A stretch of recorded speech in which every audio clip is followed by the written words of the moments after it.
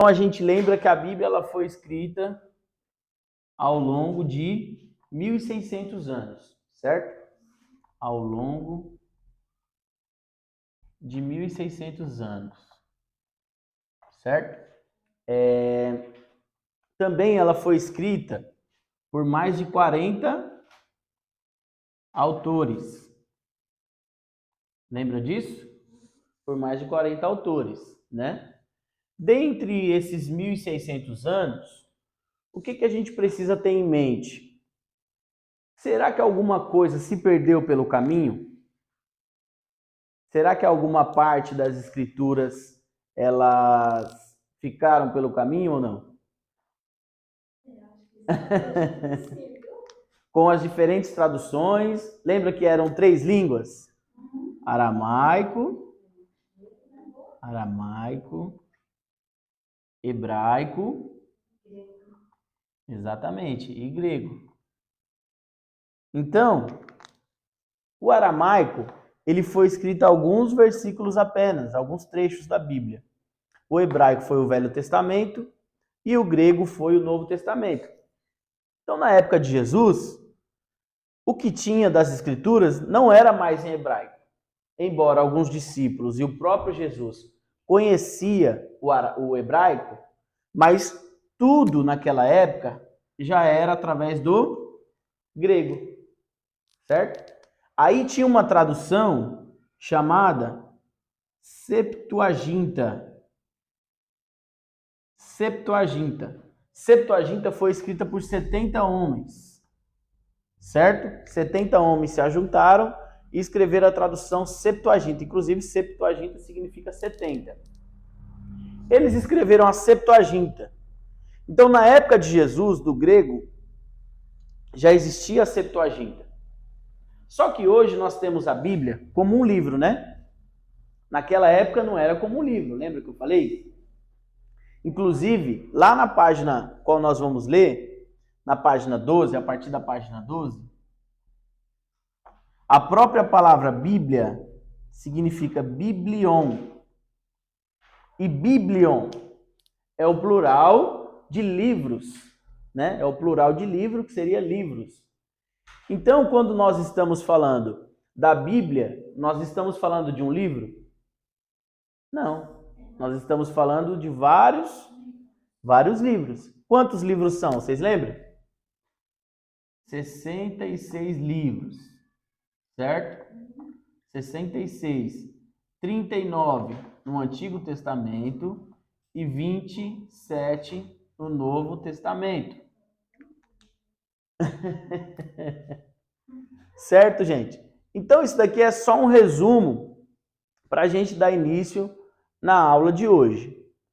Bom, então se na época de Jesus já existia a Septuaginta, digamos que Jesus já tinha conhecimento das escrituras antigas, certo? Jesus tinha conhecimento das escrituras antigas, das escrituras do Velho Testamento.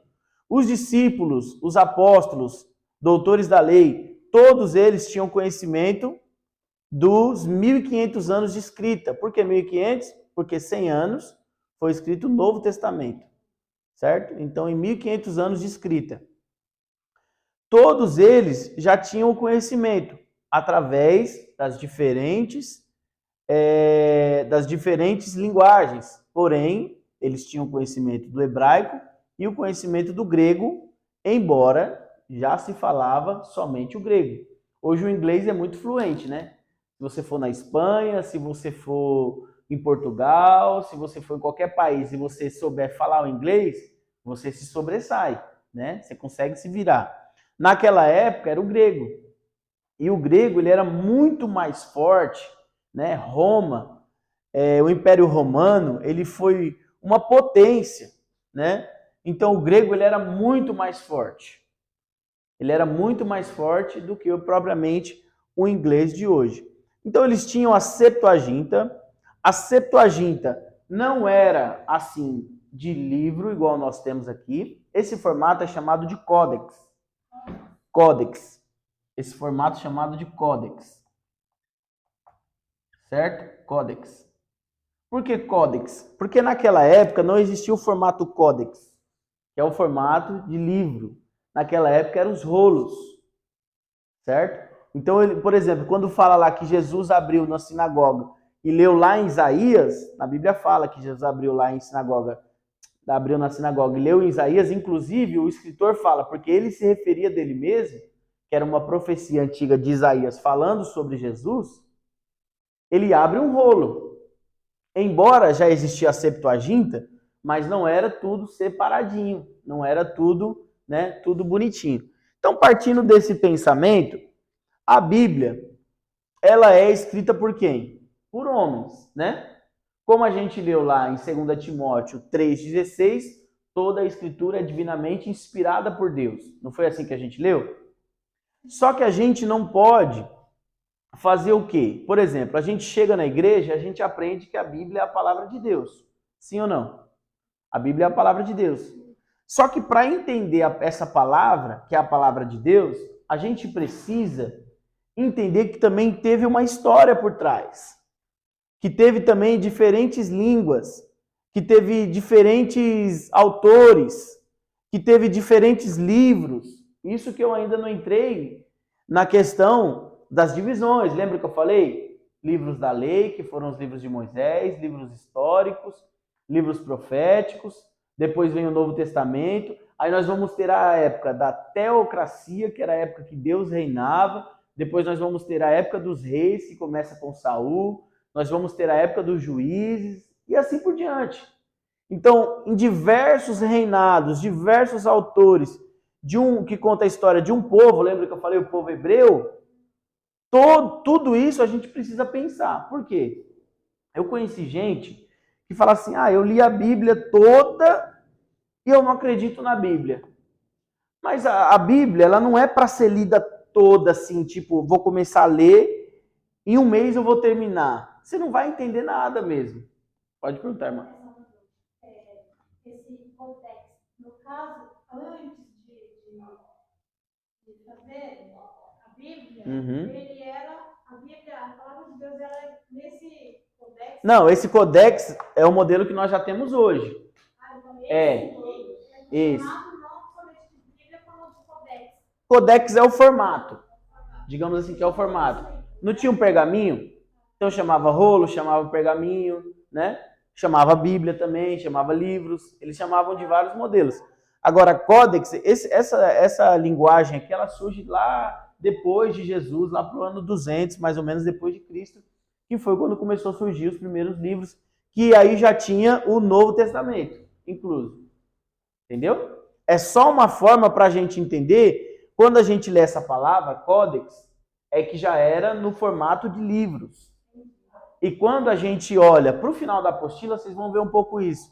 Como era escrita a Bíblia, quais os papéis que foram utilizados, vai falar sobre o papiro, vai falar sobre tudo isso no final da apostila. Então esse códex, eu acho que deu para entender, né? Ele foi apenas uma forma para a gente entender que era escrito assim. Porque hoje a gente tem toda a tecnologia, né? Para escrever a Bíblia assim. Mas naquela época não tinha, né? Naquela época não tinha. Inclusive os primeiros que surgiram era como? Era umas tabinhas, lembra que eu falei? Umas tabinhas e o pessoal ia esculpindo naquelas tabinhas, ou se não, umas pedras. Eles iam esculpindo nas pedras e tinha. Hoje em dia a gente tem o papel, tem impresso. Hoje em dia, você sabe aonde começa o livro dos Salmos, você sabe qual salmista falou aquilo ali. Por exemplo, o livro de Salmos, ele demorou 1000 anos para ser escrito e concluído. Dentre os salmistas, Moisés, Davi, Asaf, foram mais de 12 salmistas. Então você sabe qual salmista está falando ali. Por exemplo, um salmo de número 22, salmo de número 23 e salmo de número 24. Salmo de número 22 apresenta o Jesus crucificado. Salmo de número 23 apresenta o Jesus como bom pastor. No Salmo de número 24 já apresenta o Jesus como um Deus todo-poderoso, a plenitude de Deus. Então você entende ali que Davi, ele estava se referindo ao próprio Jesus. Até aqui tudo bem? Sim? Então na época daquele personagem de Abraão, ele já faziam as contagens das ovelhas nessas tábuas, né? De acordo com o que mostraram na novelinha. Então, quem escreve a história de Abraão é Moisés. Moisés que escreve a história de Abraão. Moisés escreve o Gênesis, Moisés escreve o Êxodo, Deuteronômio, Número, Levíticos, certo? Ele escreve os 5 primeiros livros que a gente conhece como a lei. Agora, fica um pouco difícil, porque é que nem eu falei na outra aula, de Abraão, de Noé para Moisés, são 4.000 anos. Só que os primeiros escritos aparecem de Moisés só de 1.500 anos. Então a gente tem 4.000 menos 1.500, 2.500, não é isso? É isso, né, irmã? 2.500. Nós temos 2.000 anos e 500 de história que a gente não consegue identificar. Entende? Tá dando para entender ou não? Hoje, se achar um material, acha um material e aí o pessoal fala, vamos saber de qual ano que é esse material. Acha ali um sítio arqueológico.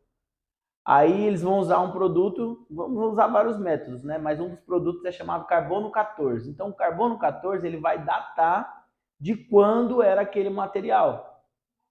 Entende? Exatamente. Então, tipo assim, hoje é difícil alguém chegar e falar assim, isso daqui é da época de Cristo. Isso daqui é da época do primeiro Papa, do segundo Papa, do terceiro Papa.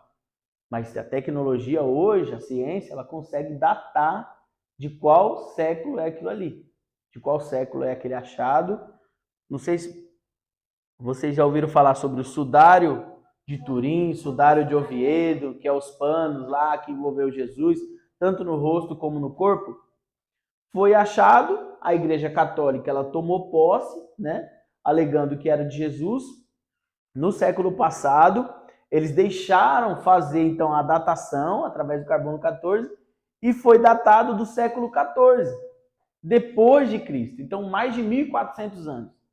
Aí, então, a Igreja Católica alegou o quê? Que no decorrer da história, houve muita perseguição, muitas igrejas pegaram fogo, e a parte que eles tiraram do sudário foi a parte da borda, para fazer a datação. E a parte da borda já era de costura nova, que para tentar manter, algumas pessoas fizeram a costura na borda, entendeu? Então, na próxima vez, se a gente estiver vivo para presenciar isso, eles vão ter que liberar um pedaço do pano na parte do centro, para ver se realmente aquele pano ele data da época de Jesus e ele realmente se ele foi de Jesus.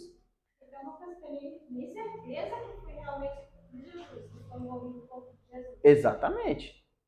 Tem a inteligência artificial, vocês já ouviram falar, né, sobre a inteligência.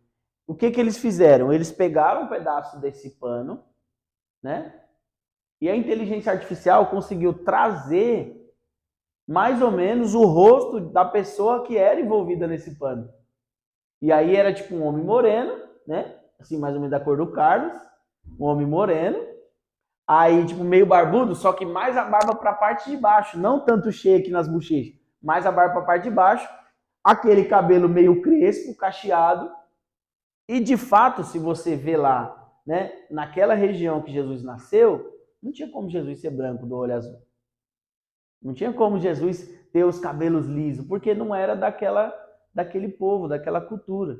Primeiro, moreno, queimado pelo sol, porque lá era um lugar de muito sol, deserto, entendeu? Um lugar de muito deserto e volta. Para ir de uma cidade para outra, eu tinha deserto, eu tinha vale, eu tinha isso, eu tinha aquilo. Entende? Então pode ser, digamos que pode ser que aquele sudário seja de Jesus, né? Mas também digamos que pode não ser também, né? A Igreja Católica, eles têm muito artefato assim achados arqueológicos antigos, né?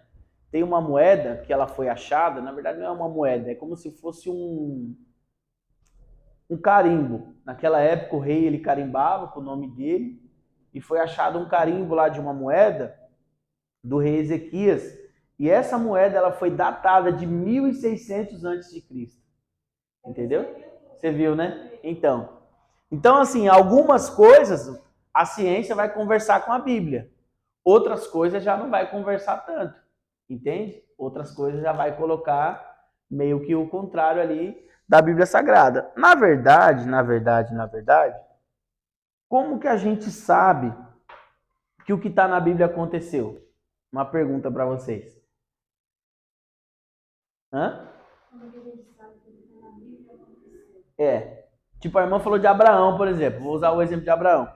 Como que eu sei que Deus chegou e falou assim, Abraão, Abraão, sai da sua terra, da sua parentela e vai para uma terra que eu te mostrarei? Como que eu sei que essa história aconteceu?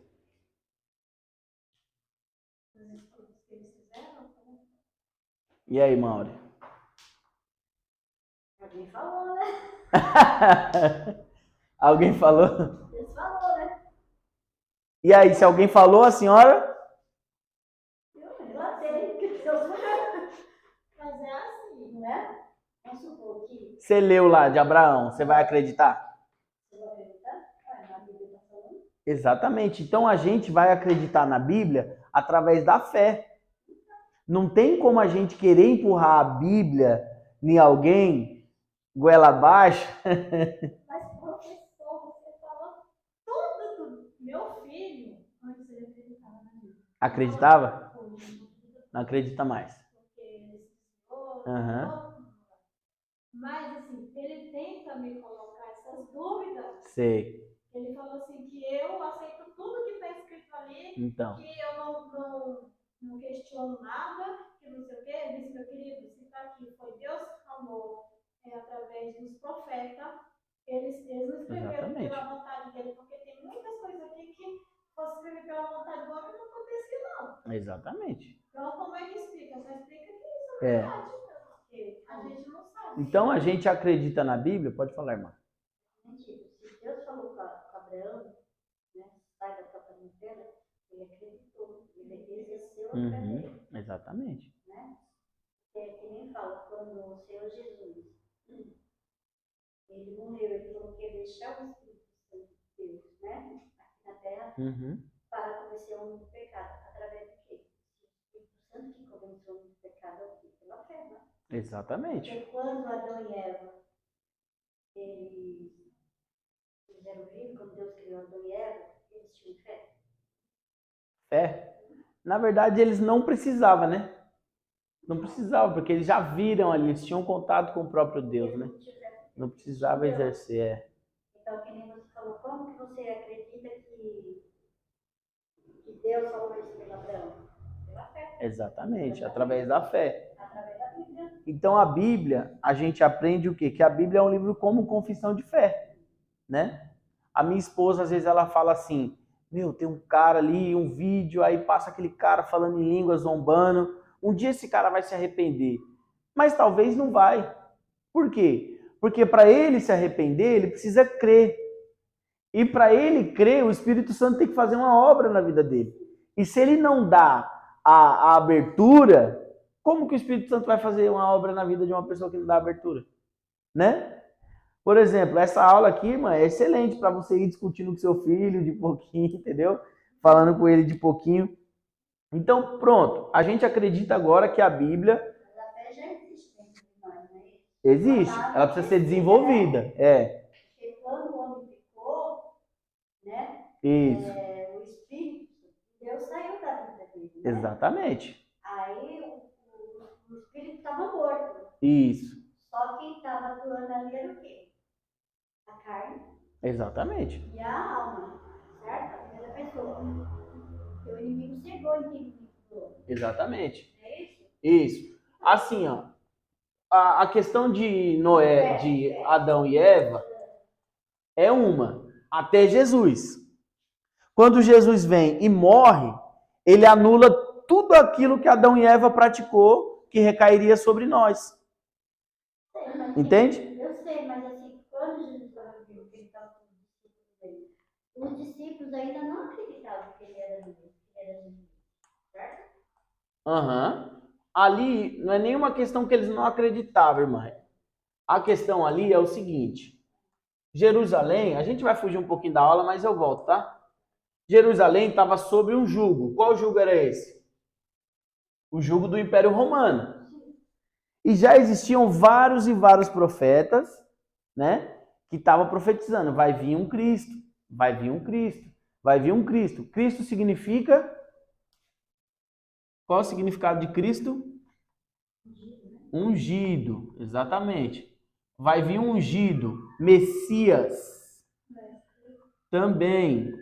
Tanto ungido como o prometido, certo? Então, Cristo não é o sobrenome de Jesus, tá? Cristo é o título que foi empregado a ele por nós cristãos, por realmente reconhecermos ele como um ungido enviado de Deus. Messias, a mesma coisa. Então, o que acontece? Toda Jerusalém estava sob o Império Romano, pagando impostos absurdos, aquela coisa toda. Quando vem Jesus e fala, eu sou o Messias, eu sou o Cristo, eu sou o Filho de Deus, o que passa na cabeça deles? Agora a gente vai tomar o poder. Agora Jesus vai assumir o Império Romano, vai destruir o Império Romano. Agora Jesus vai fazer o quê? Jesus agora vai dar um título para cada um, vai fazer igual o Lula. Vai criar ministério que não tem, só para dar emprego. A mãe de Tiago e João fala assim, lembra-te dos teus filhos quando você se assentar no trono. Entende? Então, na cabeça de quem seguia Jesus, Jesus ia ascender no trono terreno. Por mais que ele batia nessa tecla, você pode reparar nos discursos de Jesus, nas pregações ao ar público, ele sempre falava, meu reino não é terrestre. Estou anunciando uma coisa celestial. Por quê? Antes de Jesus, a gente vai voltar na aula, tá? Veio um homem chamado Judas. Esse Judas, ele é citado por Gamaliel lá em Atos capítulo 5. Gamaliel é aquele que começa julgando Estevão, julgando os discípulos em Atos capítulo 5. Estevão vem em Atos 6. Ele começa julgando os discípulos. Aí ele fala assim, ó, antes desse tal Jesus, veio um tal de Teudas, ajuntou algumas pessoas, logo Teudas morreu e as pessoas se espalharam, se dispersaram. Depois veio um tal de Judas, que não é o Judas Iscariote, Judas era um nome, né, comum naquela época. Veio um tal de Judas, ajuntou um pouco mais de pessoa e se espalhou. Flávio Joséfo, que é um historiador judeu, Flávio Joséfo, ele é muito conceituado pela gente, porque ele traz muita coisa boa. Ele escreve um livro chamado História, tema dos Hebreus. Mas ele é muito grande, né? História dos Hebreus. O que o Flávio Joséfo fala sobre Judas? Aqui a gente vai fechar e a gente retorna para a aula. Ele fala que esse Judas, ele fez exatamente isso. Ele reúne um público, se volta contra o Império Romano, tenta tomar o Império Romano, morre e o público se dispersa. Judas Iscariote, agora falando um pouco sobre Judas Iscariote, ele era de uma tribo chamada tribo dos Zelotes. Esses Zelotes, eles também tinham a cultura de tentar sair do jugo do Império Romano. Por isso que Judas era tesoureiro, ele cuidava das ofertas. Pode falar. Né? Esse Judas não é o mesmo que para Jesus. Esse aqui não, o qual eu acabei de falar que ajuntou o povo. Agora, o que eu estou falando agora, que era o tesoureiro, é o que traiu Jesus, o Iscariote. É porque eu falei de um, agora eu entrei em outro, né? Isso. Foi espalhado. Zelotes. Os Zelotes, eles queriam a todo custo... A tribo dele, por esse Judas aí, espalhou, foi parar na tribo dele, é isso? Exatamente. Entendeu? Aí o que acontece? Eles tinham a cultura, essa tribo, que eles queriam tomar o poder de qualquer jeito. Então Judas, por que ele foi o primeiro a se rebelar contra Jesus? Todos os discípulos se rebelaram, viu? Quando Jesus morre, todos eles voltam para a profissão antiga.